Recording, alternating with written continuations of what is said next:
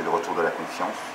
Le fait d'avoir un maire qui pense d'abord au collectif et qui dira nous avant de dire je, et un maire qui aura l'obsession de dialogue avant de prendre une décision. Donc si ça déjà ça change, vous savez, ça changera beaucoup.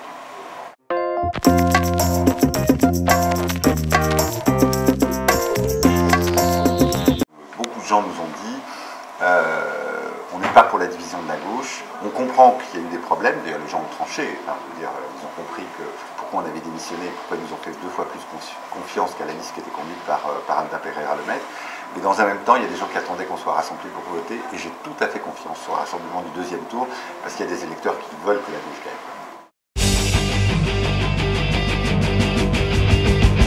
On va surtout insister de remettre de l'humain partout. De l'humain dans les relations déjà avec le personnel communal, de l'humain dans les rues de la ville parce que les gens ont besoin d'avoir des gens qui sont proches d'eux, des médiateurs, des éducateurs, des animateurs, et puis aller vers plus de démocratie. Ça c'est aussi un point du programme qui pour nous est essentiel. Je ne suis pas arrivé dans un quartier en disant voilà ce qu'on va faire. Je suis allé dans un quartier pour écouter ce que les gens avaient à dire et de voir si ce qu'ils proposaient était en cohérence avec ce qu'on proposait. Donc ça va être un vaste chantier de démocratie dans cette ville. Ce ne sont pas les programmes qui font gagner un candidat, mais la capacité des électeurs à s'identifier à un homme ou à une femme qui les écoute et prend leurs revendications à sa charge. Qu'en pensez-vous? Je ne suis pas complètement d'accord. Je pense qu'on a trop souffert justement de la personnalisation de la politique. La politique, c'est d'abord un collectif.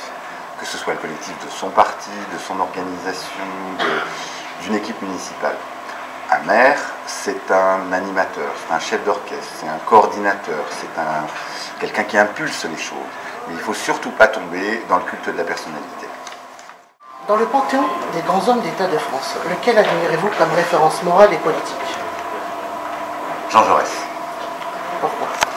Parce que je pense que c'est l'homme qui a su à la fois rassembler la gauche, c'est un homme dont l'intégrité morale a été complète, et puis je pense que ça a été l'un des plus beaux orateurs et l'un des hommes les plus respectés dans ce pays.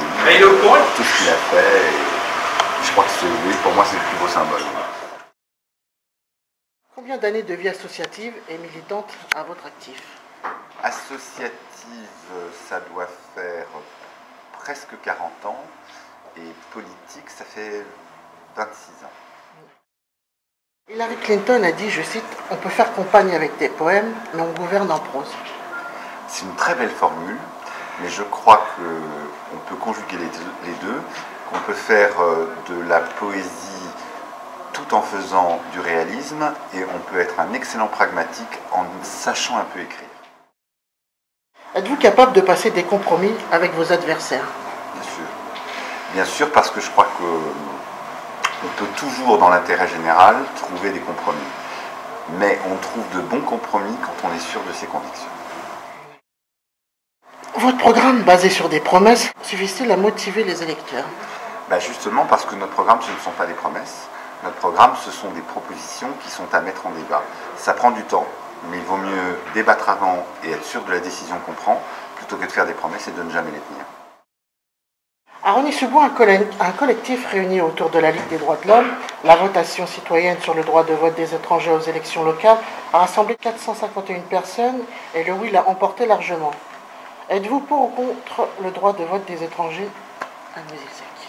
Là aussi, c'est une des choses qui nous rassemble. Je pense et je suis sûr que les Verts, la liste de la gauche qui nous ressemble vous ressemble et vous rassemble, non seulement on est pour, je pense qu'on n'a pas pu là organiser la votation citoyenne parce qu'elle était en plein milieu des élections locales, mais on s'est engagé d'ici le mois de mars à faire une consultation très large de la population sur ce sujet, et j'ai totalement confiance sur le vote des électeurs et des électrices de Noisy-le-Sec. Et je pense que localement, nos amis socialistes ne s'y opposeront pas.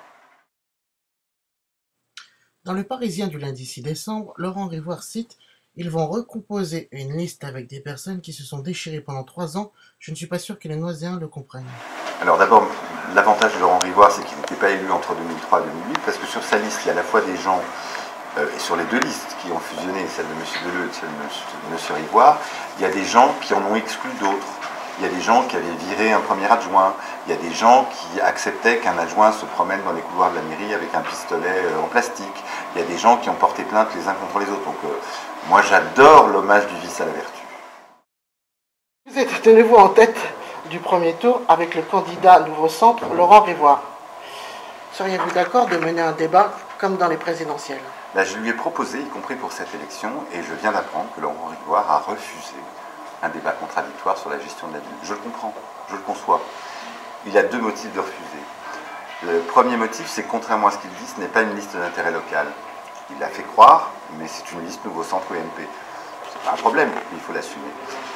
Donc, il sait que je l'attaquerai sur la politique nationale et sur le fait qu'il va soutenir toutes les mauvaises mesures du gouvernement. La deuxième chose pour laquelle il ne veut pas débattre, c'est que je vais être obligé d'aborder le passif qu'a laissé sa maman, qui était maire de la ville entre 2003 et 2008. Et d'ailleurs, on retrouve sur sa liste bon nombre d'élus de l'époque. Donc, je pense que pour ces deux raisons, il ne souhaite pas. Je le regrette, parce que les Noiséens auraient vu un peu de clarté dans le débat politique. Comment est née cette association avec Anne Déo, représentante des Verts? C'est une longue histoire. D'abord parce que ça fait plus de 20 ans qu'à l'époque, Anne n'était pas chez les Verts, mais était au Gramme. Il y a eu plein de combats communs entre les communistes et le Gramme sur des sujets aussi importants que la question du logement, la question des droits de ceux qui n'en ont pas, la question des sans-papiers, la question de la paix. Et par exemple, nous sommes très souvent rassemblés sur la question de la Palestine, et c'est très important. Et puis après, il y a les 3 ans et demi où on a travaillé ensemble, les 2 ans et demi, pardon, on a travaillé ensemble dans cette municipalité qui était gérée comme on le sait, et où nous avons su trouver des points d'accord importants sur la question du transport, sur la question des tranquillités publiques, sur la question de l'environnement, mais aussi sur des questions sociales, comme le tarif progressif dans les cantines, etc., etc. Donc je crois que c'est quelque chose qui est bien ancré dans des idées, et non pas dans une alliance de circonstances. Alors c'est vrai qu'ici, il y a une alchimie particulière à Noisy-le-Sec, et je crois qu'il faut profiter de cette alchimie. Certains Noiséens s'interrogent et aimeraient savoir pourquoi vous avez décidé de quitter le conseil municipal. La raison essentielle, je vous l'ai dit, c'est le non-respect de la démocratie. Pour nous, c'est essentiel. À partir du moment où il n'y a pas d'échange avant de prendre une décision, et où bien souvent le maire sortant prenait des décisions, j'allais dire, solitaires, ou les imposait, ou tentait, je veux dire, de trahir le vote des électeurs, pour nous, ça a été un choc total, et ça a été la décision mûrie que nous ne pouvions pas sortir de cette situation avec l'équipe actuelle. Voilà pourquoi on est allé à la démission et à l'élection. Si vous deviez vous définir en un mot?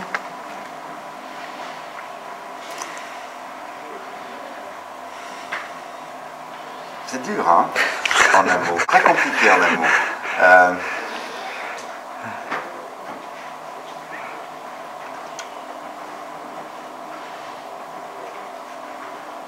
Courageux.